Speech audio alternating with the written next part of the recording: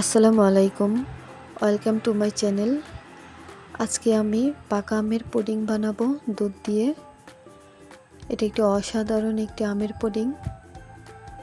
প্রথমে আমি দুটো আম নিয়েছি। আমি দুটি আম দিয়ে বানাবো পুডিংটাকে। এখন আমগুলোকে ভালোভাবে কেটে নিচ্ছি কিউব কিউব করে।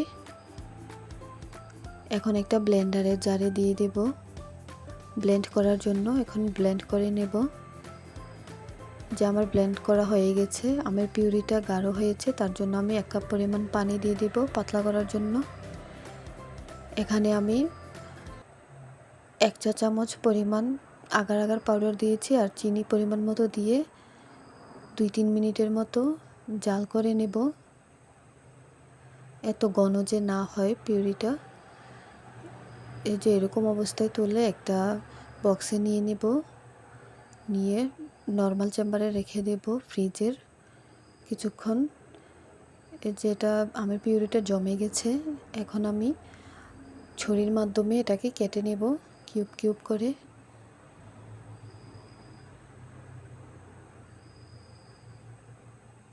ছুরির মাধ্যমে কিউব করে কেটে নিলে এই যে দেখুন কি সুন্দর হয়েছে, কিউব কিউব করে কাটা হয়ে গেছে, দেখতে কিন্তু অসাধারণ। এখন আমি আধা লিটারের মতো দুধ নিয়েছি, আগার আগার পাউডার 1 চা চামচ দিয়েছি আর পরিমাণ মতো চিনি দেব। চিনি দিয়ে ভালোভাবে নেড়ে চেড়ে নেব। এখন চুলাতে বসিয়ে দেব, 2-3 মিনিটের মতো জাল করে নেব।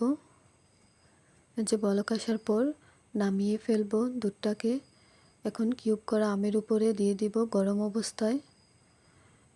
গরম দুধটাই দিয়ে দিব। এখানে আমি আমের কিউবগুলোকে ভালোভাবে নেড়ে চেড়ে নেব একসাথে মেশানোর জন্য।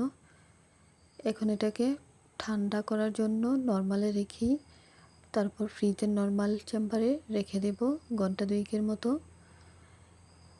এই যে কিছুক্ষণ পর দেখুন কি সুন্দর জমে গেছে পুডিংটা।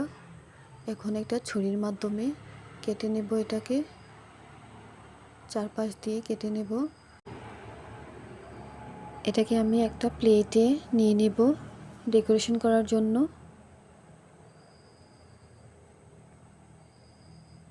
এই যে দেখুন মাশাআল্লাহ কি সুন্দর হয়েছে পুডিংটা।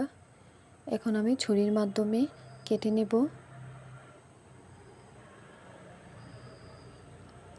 এই আমের পুডিংটা বাসায় বানিয়ে দেখবেন, আশা করি খুব ভালো লাগবে। ভিডিওটি ভালো লাগলে আমার চ্যানেলটাকে সাবস্ক্রাইব করবেন। সবাই ভালো থাকবেন। আল্লাহ হাফেজ।